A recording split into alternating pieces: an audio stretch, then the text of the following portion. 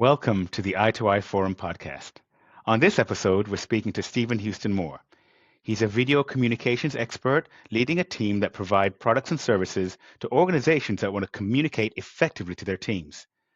On this episode, he's going to be helping us understand more about the future of video engagement for corporate communications, the skills that comms professionals need to navigate the changing landscape as a result of AI, and pros and cons of offshoring your video communications to organizations outside of your organization. This and more as we go eye to eye.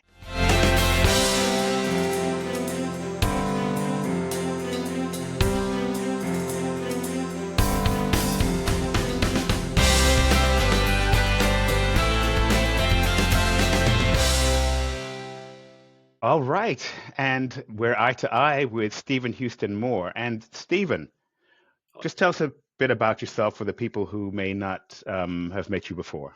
Sure, yeah, my name's Stephen Houston Moore. I'm the owner of Mooviemakers.co.uk. We're a video production and animation studio. We're based in the UK, in the Northwest.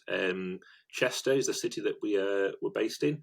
It's been going since about 2011, so we're pretty well established. Well over 10 years doing Mooviemakers now, but before that, I've been going at least 20 years in this industry.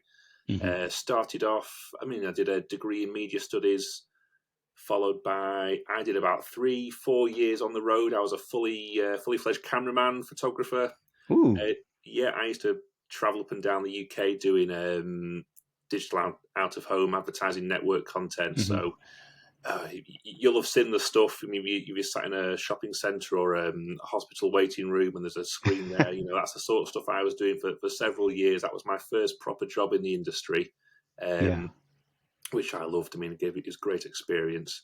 Did a couple of years as a print designer, and following that, I trained as a teacher and actually ended up teaching media studies for about 3 years. Whoa. And that sort of overlapped with me coming up with the concept of Mooviemakers. So as soon as Mooviemakers started getting established, then I transitioned away from teaching, and it's been Mooviemakers ever since. So, if I was a sort of in the tech industry, you'd call me a full stack developer, a full stack motion designer, you could call me. So, bit of experience with everything. See, what I love about these conversations I'm having when I'm eye to eye is because in many cases, what I speak to people about is the fact that it's based upon relationship. Now, I don't just refer people. I'm not one of these people I find something on like some affiliate database and I spread it out there and just look at making money, because I believe my personal and professional reputation is too important to just have it fall down because of somebody I don't know. So I actually think there's like referral at the bottom. There's recommendation because I've seen what you've done for other people, and endorsement. So this conversation here is at endorsement. But even within that, I don't always get a chance to have some of the conversations that we're having now, which is why I want to have these podcasts. And what I like about what you just said there is it supports what I've said before. You can't sum somebody up in just a title of MD Mooviemakers. Yeah. Because all that experience of the teaching now, because one of the things that I like about what I've learned from you is now I'm realizing, oh my gosh, he was a teacher. That's why you were able to break things down into layman's terms. So I understood and better understand what it is you do and why it's important. So I just really like that, the whole fact, like you said, a full stack. Yeah, So, it's the teaching side of thing it's an extra sort of feather to your bow, because you realise those sort of methods of learning and how people absorb knowledge and different ways of getting information into your brain. Not everyone's different. People need different approaches. If people want to absorb knowledge and retain that knowledge, you have to deliver it in a certain way that's going to resonate with them. So what age were you teaching when you were teaching? It's post 16, so it was level 3 and 4, which I don't know how that translates across the pond, but it's sort of a 16 to 19 age bracket. So these are people who have left, in the UK, we teach up to 16 in secondary school, and then they go off and do their own thing. And if people choose further education, that's the level I was teaching at. So whether that's a So, college level you'd have called it in. so let me draw something here, and this is the whole thing about these conversations, and I love this. So you're teaching young, young people between 16 and 19 who are, for some reason, quite similar to some of the people I've worked with between 30 and 40. Headstrong. I know my stuff. Yeah. What can you teach me? And Yeah. then you having to learn and adapt their learning and teaching styles and their learning styles to get the message across. Yeah, so the people I was teaching, I mean, it was post 16, so I was teaching people older than me as well. That was Mm-hmm. anyone above 16. So these are people who have decided this is a sort of career trajectory they want to go on, and that's the level I was coming in at, and giving them a broad range of skill sets. Motion graphics and animation is sort of my bread and butter. That's the thing I sort of specialize in, but also the filming and the photography side I was teaching as well. So this to me now relates to the fact of looking at the fact that how you understand people need to learn and get different information. How does that impact or change the way, or how has it impacted the way you design and create the images that you do for Mooviemaker's? Yeah, so the way Mooviemakers works, we're a small team, so I do have a copywriter who is generally the person who comes up with the words and how people are going to structure the scripts. I come in at the ideas stage at the beginning. I always, liaise with the clients and come up with a plan for how the video goes. I typically just ask clients for a brief and a kickoff call, and then from that we'll come up with concepts, ideas that we think are going to resonate. Liaise with our copywriter who's going to come up with scripts that are going to put that down into sort of the structure and the foundation of the video, and then go from there. So every project is obviously different, whether it's going to be a promotional video, is it going to be a training video, is it going to be something that's going to support a brand, is it going to be a branding video? So there's no one size fits all, but you do have to be strategic in how you structure these videos. Well, I agree with you that there's not a one size fits all, but what I enjoyed after my first engagement with you is the way you have a process or it's systemized. So the way that it would allow me, because in many of the people with creatives, they don't want a structure. I'm a creative. This is just a completely unique experience that I want to engage with you and reach out to. And I'm like, I'm a project manager at heart, right? I do business change and transformation. I recognize that creative nature. However, I'm working with a client and we've got a schedule. Yeah. When can these things be done? So what I liked about the way that I've worked with you is that systemized way of working. That means in a 6-week period, I can produce this actual output. Yeah.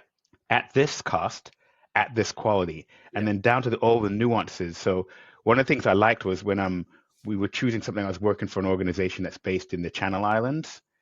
And I was like, well, what kind of voice could we use? And you gave me choices with like accents. Like genuine live people, not AI, with the accents, regional accents. Tell me more about that. So, for a start, AI voices are not there yet. So, if anyone's out there trying to stick an AI voice on the video, I've listened to them all and they're not there. So, I would always use real people. Because we've been going, like I say, well over 10 years now, we've got a large roster of voiceover talent and voices that can fit different situations. And in the UK, accents are, extremely varied. So we've got a roster of local and regional accents, everything from the generic sort of BBC voice, which a lot of people, ask for, that sort of Middle England, slightly southern accent. I'm from the north. We have lots of northern accent people as well, and then everything from, and right near the Welsh border, we've got Welsh people, different languages as well. So we've done different languages from all over the world. But sometimes you do need a regional accent. Sometimes you do need someone who's going to be, a Scottish person. You need someone who's going to sound Yorkshire. You need someone who needs that London twang. So we do have a roster of talent. Now, this is to me really powerful and important because an ongoing discussion I'm having is people who are experts in their field can talk about these nuances and subtleties and all that stuff forever and ever. But the customers, a lot of them just don't care. I'll go to Fiverr, I'll go to Upwork, I'll just have a generic voice and it doesn't matter. And if I have to be truthful, for a lot of organizations, it doesn't matter to them. And I think it doesn't matter to them because they don't realize the the sub layers where their level of engagement and authenticity and relatability, where this matters. So for this particular organization I was working in Channel Islands, for them, having that accent meant the people are hearing that person sounds just like me. That person sounds, and it's more authentic. Now, this in and of itself doesn't actually solve the whole problem. It means they need other people from the copywriters that you guys have who understand the language and are able to put the words in that matter and the vocabulary that is understood by the audience. So a lot of people might go and say, let me just send this out to the Far East or send this out to the subcontinent, and they can make this script. The words may be right, but the intonation, tone, and accent is what builds as part of a wider transformation strategy. Not just a communication, but transformation, because what you want to do is establish a level of trust with your audience, engagement, relatability through the messages, the words, so you can build on that. So that's why I liked what you did with your copywriters who, when you did some work for me for the value giving organization, oh my gosh, you guys brought it to life. I mean, I was amazed. I was thoroughly amazed at what you did on the copywriting and such like that. So yeah, anyway, I'm rambling on because like I said, I've been impressed with the work that we've done together and what you guys have done and how it's been systemized. But I'd like to ask you, I mean, when people are coming to you saying, well, why should we use you versus going to Upwork or one of these things or using AI to create this video, what is your typical response? Yeah, well, like I say, even more so than the AI voices, AI video is very much not there yet. I mean, so I think it might come on the horizon, but at the moment, AI video is not something I would ever recommend anyone using. But in terms of why you wouldn't, if you go to Fiverr, I'm going to tell you now, you'll get someone who's got a template from somewhere and they've changed the colours and the logos and they're using stock imagery, and you get what you pay for. Mooviemakers produce everything in-house. Everything's bespoke. Everything's created for your brand. If there's a character, we design the character. If there's a logo, we animate the logo. We'll create the logo if we have to. So everything's been done is bespoke. It's original. There's an illustrator. I'm an illustrator. We physically go on and we draw these things and we bring them to life. So there's nothing stock about it. That's the difference. You get something that's tailor-made to you rather than something that's been plucked off a shelf. And you might be online in 6 months' time and you go, that's my video. Oh, actually, it sort of looks like my video, but it's not. It's someone else's because they've used the same images and, Well, that's actually one of the things, again, going back to that project I did, because it was for a legal entity and they have a specific dress that they wear. If you remember that special kind of hat. Yeah. And I was able to send you pictures of those people and you created the images that was, reflected the way they dressed in their court attire. And like I said, it was very unique. I'd never even heard of this particular. It was very unique to that specific island, wasn't it? There was no one else in the world wears this type of dress, so I had to figure out what it was and what it looked like. Yeah. With that said, I think I know one of the key things in people's mind is price, right? So this is not by any means just a pitch, but this is actually more representation of what I do, because what I do is I'm able to bring high value, high impact, high quality deliverables and products into my change and transformation work. That's why I, preferably work outside IR35.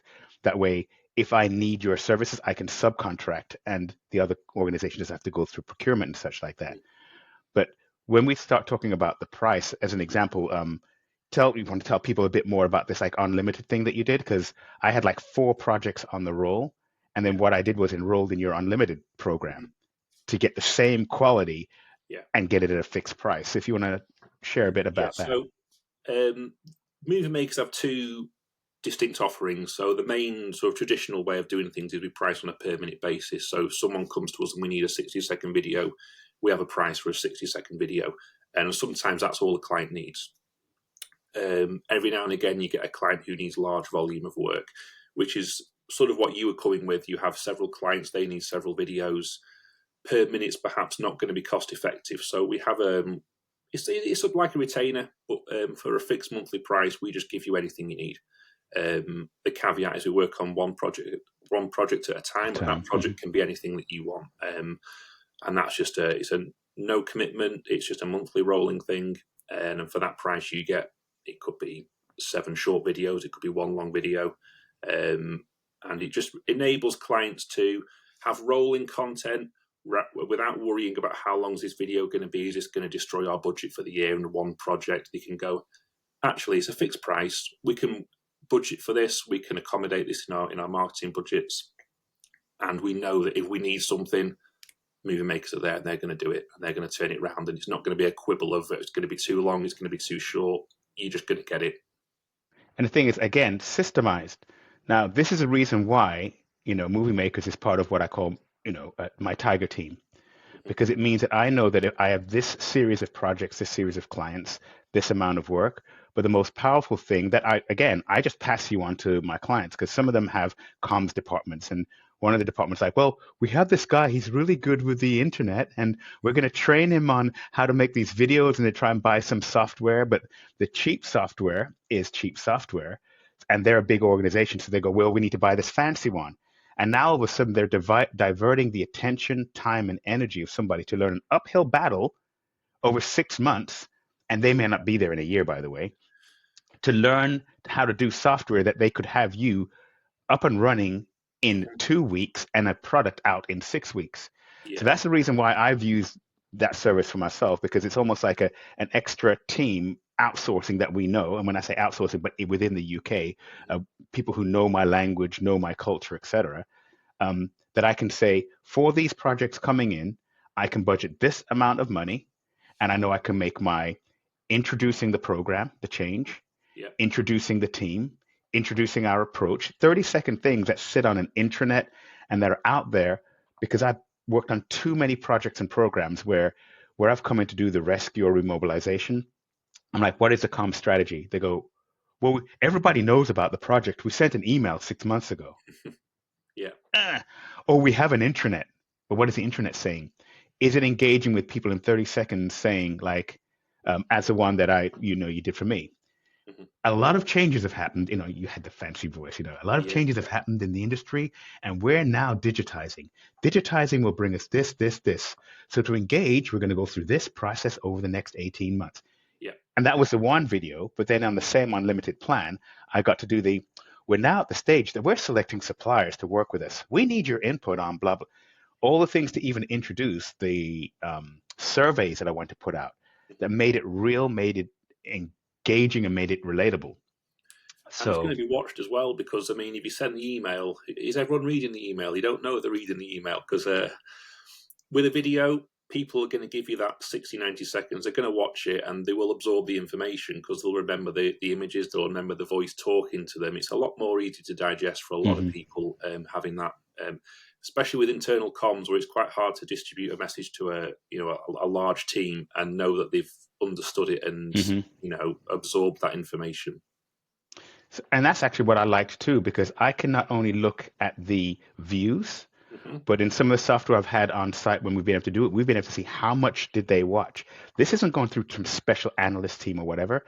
This is just on the in-house software that I was using, M365, and the video tool that we had, to be able to see how many people clicked, how much did people actually watch, and how many people, the click-through rate, clicked on the link to go to the article or fill out the survey. Then I got to look at the analysis from the survey using the forms on M365, see who clicked where they're from, and then use the M365 analysis tools, like their adoption tools, to understand what part of the organization, what were their roles. So now I got a profile to build into my comms strategy without having to have a whole comms team, just me, Stephen Houston Moore, right, and a BA, then presenting back to the team saying, this message went to this audience. This audience didn't take it up as much, but these are the finance people. So now we're going to send to them something directly in writing, because maybe that, from what we're looking at the profiles, they engage more with the writing than just the video. So it's not a this or that, it's a this for that, and a this and that. And that's why I feel it's part of an effective transformation change strategy must include the video and the animation that you do. I think the world is pivoting to a video first environment, and it has Hmm. been for several years. You only have to look at, open your phone and go on a social media platform. It's the first thing you'll see is a video. Hmm. Even LinkedIn now, there's a video button. Instagram is video. If you go on to, if you ask someone what they're doing with 5 minutes spare on the phone, they'll open it and a video will pop up. So if you've not adopted video now, it's time to seriously consider bringing video in a big way. Yeah, yeah. So what other kind of videos do you do? Because I've only worked with you so far with the animated types. Mhm. What other kind of videos do you do? We've animation is our main offering. We do other types of we'll incorporate mixed media video as well. We do a lot of training videos, a lot of software videos. So for example, software support. If you've got you're a tech company, you want to reduce your training calls, you just have a short video series. This is how to use our software. These are the common pitfalls. These are the main support queries we have to deal with. Let's create a video and host it on our YouTube channel. People can just refer to that and learn how to use our software. We do educational courses. So a large project last year was we were working with a cancer charity. We Hmm. did about 45 minutes worth of content on how to live with cancer and how to the lifestyle changes you can do, which was different for us, but it was an amazing project to be part of. On the flip side of that, we just do branding videos. Tell people what your brand is about. It's not a product. It's not a sales pitch. It's just let's introduce our brand.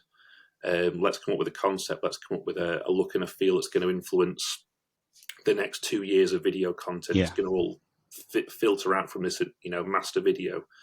So Do you provide training for people? Because how I used one of the videos that you did was it was the generic, this is the software, this is what it does, this is how it works. And then what we wanted to have and what we built in was the local team, the trainers, using the screen recorder to do some of the specific nuances beyond the generic, which allowed them to adapt what they were doing in the sense of we have this number of calls that are asking this new question yeah, and allow them to quickly adopt, and put this on the internet. So they had another modality besides just the help chat, and they're introducing AI and such like that, again, to engage with people a different way. So do you kind of show people or maybe, work with them to on a strategy like that? Have you ever done that? we've done lots of software training videos. We have a package that is just for software training videos, Oh. to be honest, and we do a lot of those. So it's a step above your traditional screen recording, because Hmm. that can be a bit flat, to be honest. So we can just Yes. we can either recreate your software in sort of a simplified, illustrated manner and just show these are the sort of Hmm. places on the screen you need to click, or we can take a screen recording that someone gives us and embellish it and make it look a lot nicer. We can Yeah. put it inside a device. We can simulate touches and mouse clicks, and we can have text overlays. And this is where you need to click and zoom in and make it look a bit nicer than just a flat screen recording. And I found the way that worked is because the first introduction to the training, if it's well done and professional, it shows that, oh, it's an open door. And then when they go in and maybe they have somebody who, my experience, isn't a presenter, but they're I've been doing this for years, and here's where you click here and here. Click. But at least they Right. saw that the organization made an effort up front Mm. and that this is a tactical response. So the fact that they have upfront videos introducing the brand of the project, program, or portfolio, whatever they're doing, or the organization, the fact that they have this is how we're approaching it in these videos, and even down to the training, the lower level stuff, which is tactical, people can accept that more than it looking not as polished all the way through. So I think it really presents a transformation and delivery team in a really positive light at a fixed price. And again, the reason I'm saying this again, because so many people think the stuff I'm talking about is super expensive, and it's not. You know what I mean? But the Yeah. power and impact it has to make the team look professional, that they're paying tens of thousands for people to do it, and they have to go through procurement to try and get somebody. Where if they were to work, as an example, with a contractor like me, I can just reach out, get this done, and deliver it.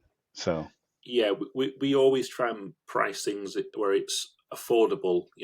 Bring and attainable for most companies. We do, like I say, we do fixed prices, or we have the unlimited, which gives tremendous value for people with large volume needs. But yeah, just people can self-do videos, and a lot of the time I'll say to a client, you can do this on your own, but bringing in a professional just to elevate it just demonstrates that extra level of commitment to to clients and also to customer and a user base. And to help them overcome those challenges that you can tell them about up front, which speeds up them getting the results that they need.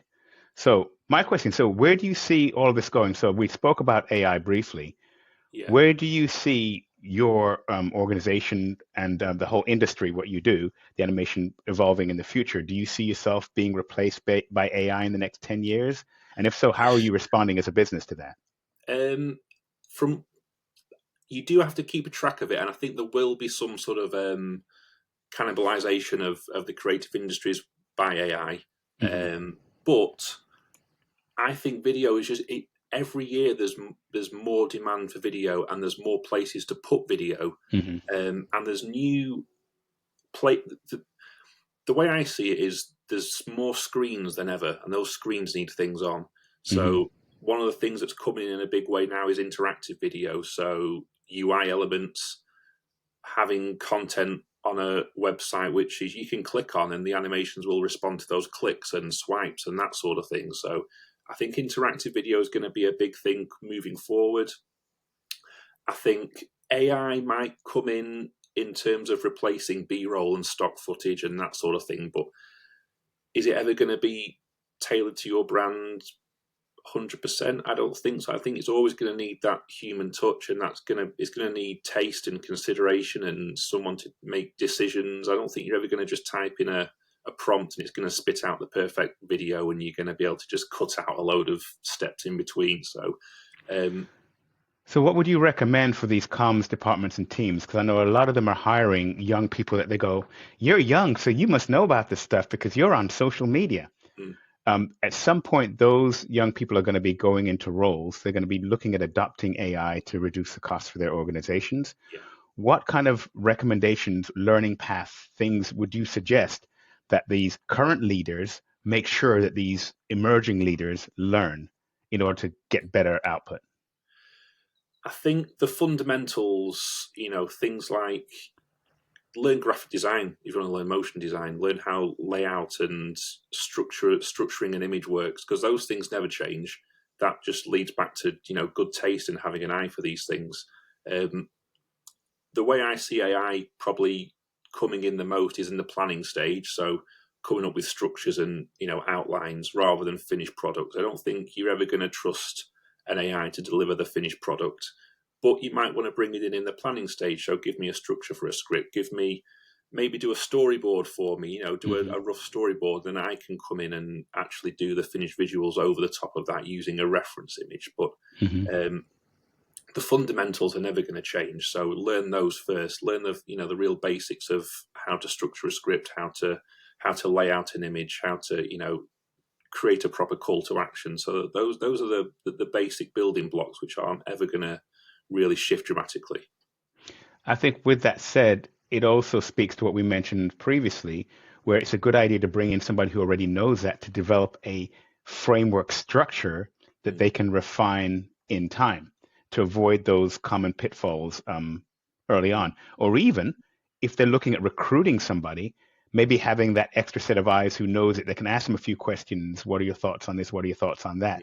To make sure that they're recruiting the right people. Because I once had a thing on my desk when I worked at a retailer, and it says you can train a turkey to climb a tree, but you're better off if you just hire a squirrel. Yeah. So I think it's that kind of, and besides the fact that with AI, somebody who's a deep subject matter expert knows how to ask the question to write the prompt to get a better result sooner and faster, and can also spot the AI results, because AI is fallible. But to a novice who doesn't know some of the things that you know, they'll go, oh, that looks fine, until they're in full production. It all comes out, and then they alienate part of their market because something as simple as like on one of the things that we did, right? Not having somebody in there who was wearing a hijab, which is a mm, major part of their audience. mm, Yeah. And alienating people, or having too many men, or having somebody who knows what you know to add the appropriate level of diversity will come up with a better product that doesn't, for the same price, alienate a part of the audience that people now have mm. to spend time and money, or even if it's just time, that ends up being money to try and get these people back on board. So, yeah, I think it's really important that, when we look at AI, it's about the quality questions that can help produce a quality answers. And even those answers right now aren't there. And there's some things AI is never going to do, because I mean, one of the things I like about some of the scripts that we do, we like to drop in like a little cultural reference, like Hmm. let's reference a song from 30 years ago that an AI is never going to know that, or Hmm. let's do a little play on words that only someone from Yorkshire is going to realise. Hmm. It's so that is only going to come from a person, and that's going to resonate with people because people will know that's from a person. That's a cultural reference which I can click with. And that comes down to that point again, us talking about the fact of that level of expertise is what allows us to know that. Mm, And the ultimate objective in this and all the communication is to engage mm, and to influence and have people be aware of something, do something as a result of the message we're putting out. So every pound, pence, dollar, cent that we put into it should get the widest, most and best impact of what we're trying to achieve. mm, And those little nuances, that if it can reach 3 more people, 5 more people, 10 more people, mm. those are people who through referral tell 10 more people. That's 30, that's Yeah, 300, that's 3,000. And that's all from just having the right people on board mm, to be able to create the right product. yeah. And sometimes it's one person. Sometimes we work with clients and they only need to get one. If they get one sale from a video project, then it's paid for itself and then some. So a lot of the time you are you only really need to hit a very niche target of person, and the video is more than paid for itself. Yeah. And with that, that's about return on investment, which again is something that I like the way you build in. But that to me kind of sums up what it is. It's about the fact that we're trying to engage, we are engaging, we are influencing, we are teaching, and it's as a result of the work that you do with you and your team at Moviemakers. So I thank you so much for spending this time with me, Stephen. I'm looking forward to more conversations and the more work we do in the future. But like I said, these podcasts are just my conversations with my colleagues, my peers, and to help educate people in 25, 30 minutes as to why I work with these people and the level of quality and caliber of expertise and experience that I'm bringing with my team, even though not direct employees, just a network of professionals who love what we do and deliver results. So Yeah, thank you so much, Stephen. thank you. It's been a pleasure. Thank you, Marcellus.